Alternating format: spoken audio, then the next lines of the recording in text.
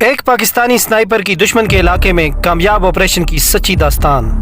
کہانی کی طرف بڑھنے سے پہلے آپ سے گزارش ہے کہ اگر آپ ہمارے چینل پر نئے ہیں تو ہمارے چینل کو سبسکرائب کیجئے، ہماری اس ویڈیو کو لائک کرتے ہوئے بیل آئیکن دبانا ضرور یاد رکھیے گا تاکہ ہماری نئے آنے والی ویڈیوز کا نوٹیفیکیشن آپ کو بر وقت مل سکے۔ تو چلیے چلتے ہیں آج کی کہانی کی طرف۔ اس کا نام برین ویلز تھا۔ ایک اعلیٰ عہدے پر فائز ہونے کے علاوہ وہ سول حلقوں میں بھی کافی اثر و رسوخ رکھتا تھا۔ اس کی مسلم دشمنی واقعی کسی سے ڈھکی چھپی نہیں تھی۔ مسلمانوں کے خلاف چلنے والی ہر تحریک میں وہ پیش ہوتا۔ فائل میں لگے اخباری تراشوں میں اس کے بیانات پڑھ کر اس کی مسلم دشمنی مجھ پر روز روشن کی طرح واضح ہو چکی تھی۔ اب امریکن حکومت یا کرنل اسکاٹ ڈیوڈ اسے کیوں مروانا چاہتے تھے، یہ میری سمجھ میں نہیں آ رہا تھا۔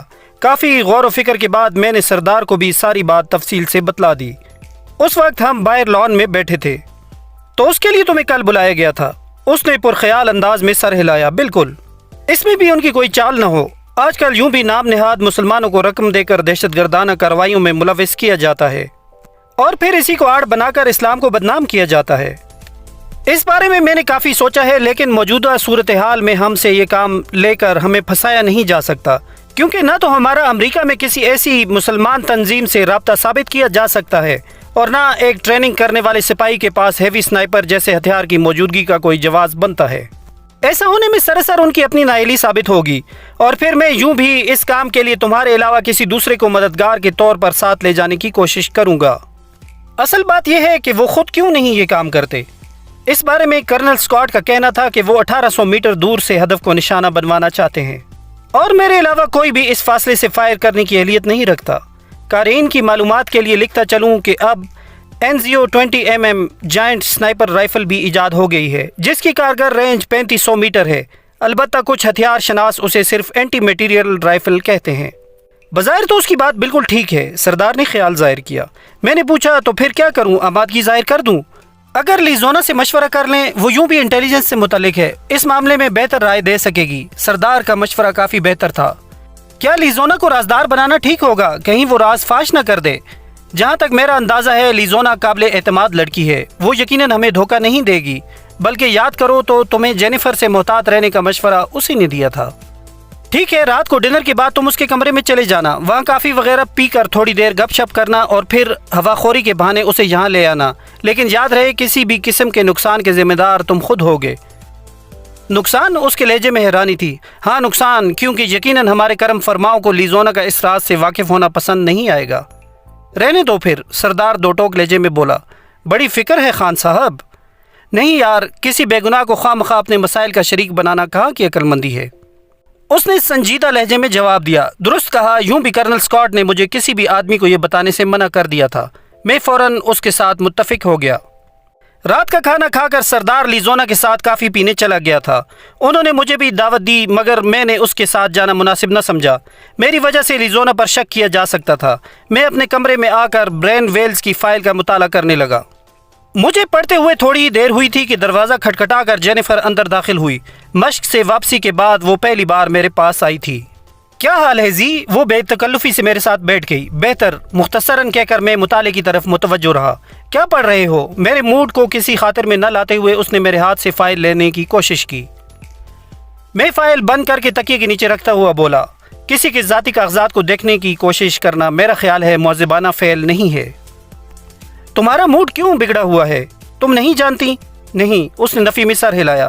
میں نے تلخی سے کہا، جھوٹ کی بھی کوئی حد ہوتی ہے زی، بخدا مجھے علم نہیں ہے، تم کیوں خفا ہو؟ اچھا، یہ بتا دو کہ شریکانت کو موبائل فون کس نے لے کر دیا تھا؟ میں نے ہوا میں تیر چھوڑا، کیونکہ جس طرح جینیفر کو مجھے انڈین سنائپر کی آمد سے مطلع کرنے کے لیے کسی رابطے کی ضرورت تھی، بین ہی اسے شریکانت پارٹی کو میری جگہ کے بارے میں بتانے کے لیے بھی ان سے رابطے کی ضرورت ہوتی۔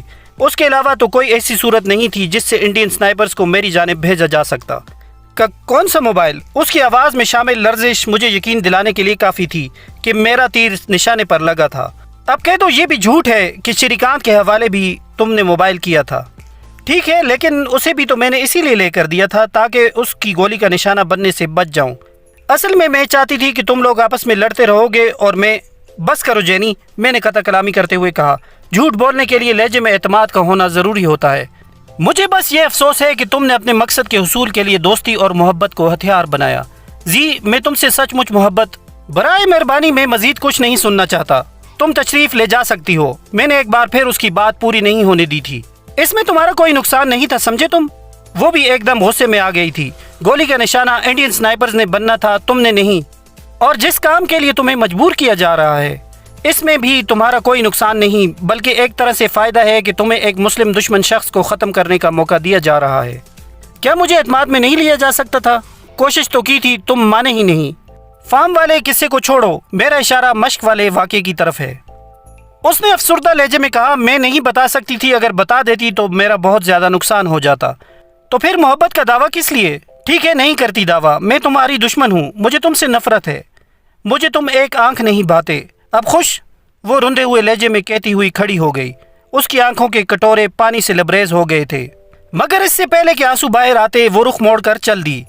میں نے اسے روکنے کی کوشش نہیں کی تھی۔ دروازے کے سامنے وہ ایک لمحے کے لیے رکی، اپنے ہاتھوں کی پشت سے آنکھوں کو ملا اور باہر نکل گئی۔